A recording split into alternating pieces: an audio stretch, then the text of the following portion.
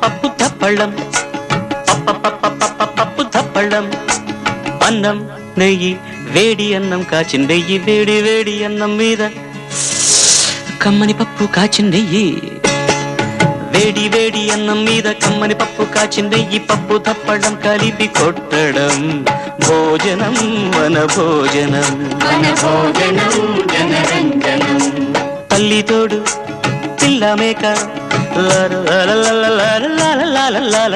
తల్లి తోడు పిల్ల మేక ఆలు మగలు అత్త కోడలు బాసు బంటూ ఒకటేనంటూ కలవడం